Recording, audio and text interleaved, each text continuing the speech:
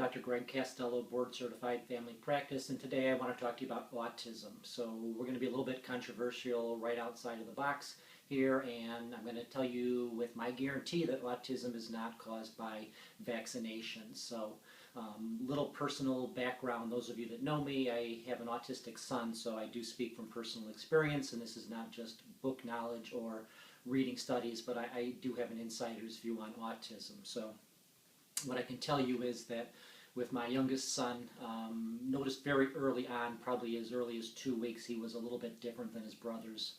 He didn't smile quite the same way his brothers did. He didn't have the same social interaction as brothers did, but other than being a dad and having two other boys to compare to, I would never notice that. A doctor would never notice that in the office during a 20-minute office exam, but I did have a feeling early on that something was different. So it probably took a good year before he was physically significantly different that other people could notice the difference.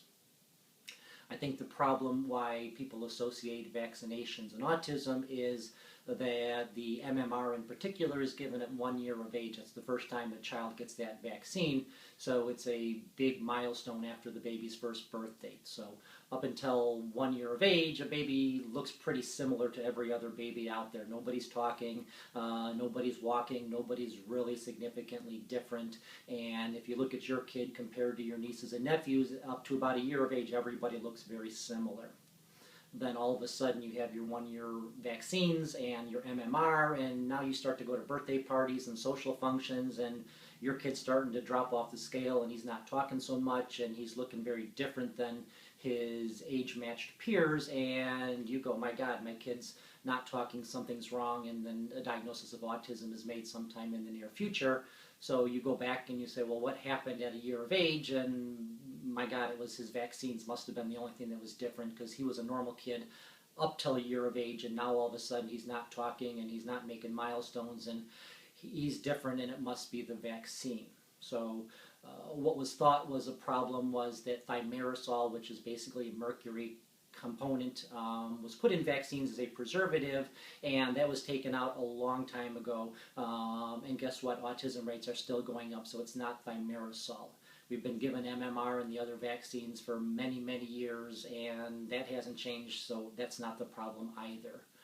I think probably a couple of things are happening, and the biggest one is that the diagnosis of autism is used way more than it used to be, and we now have what's called Autism Spectrum Disorder, and that basically is everybody who's not normal gets thrown into that category and is counted as autistic. So the other thing that's happened is that 20 years ago, autistic kids and special needs kids were not in the public schools. They were not at birthday parties. They were sequestered. They were in institutions. They were in special schools, and you didn't see those kids, so they honestly didn't exist to most people. You didn't know that those kids were out there.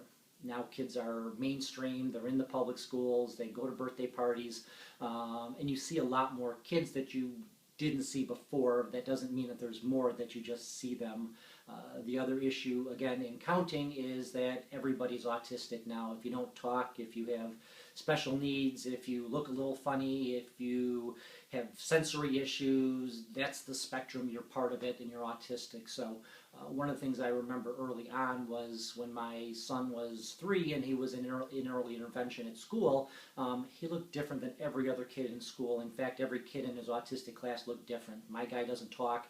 Another kid had physical abnormalities that you could look at him and see that he looked a little different. Another kid had some sensory issues, and when it was raining or windy, he freaked out walking into the classroom. Another kid was very verbal, but he was non-social. My guy smiles and laughs and interacts. So all these kids labeled autistic look completely different to me, which made me wonder, is this really a specific condition, or is autism a term that we use for a group of conditions? And when you add all those things up, sure, the numbers sound like they're going up. Another consideration is environment. I have no idea if environment is causing a problem or pollution is causing a problem. I know we were a heck of a lot more polluted 100 years ago in the Industrial Revolution, and that autism wasn't talked about back then. One thing that is happening now is that parents are waiting longer to have kids, and there may be an age-related issue that the older the father in particular may increase your risks of autism. We know for a fact that women and Down syndrome is an age-related birth defect, and the longer you wait to have babies, the more chance of Down syndrome. And maybe autism is that we're busy having careers and putting off having children until a later age, and there may be some truth to that. But I will honestly tell you that do not vaccinate your kids. Get your vaccines. Kids die every single day of vaccine preventable diseases. Get your flu shots. Hundreds of kids a year die of influenza infections. Don't pass up on your vaccines. Be very careful going to the doctor and be putting on vitamins and other supplements, because unfortunately when there is no cure, everything is a cure. So you will go to doctors and spend thousands of dollars for blood tests and promises of improvement, and nobody has any science that any of that is actually beneficial. So autism does exist. It is a spectrum, and probably many conditions are lumped into that spectrum. It is not caused by vaccinations. We do not have a cure for it. Be very skeptical of those that tell you they have a cure or they have an answer because they figured it out, because honestly, if somebody had the answer, everybody would know it and everybody would do the same thing. So there's 100 different answers out there because none of them are the correct answers. So if you have an autistic child, my sympathy is with you. Reporting live, Dr. Greg Castello. Thanks.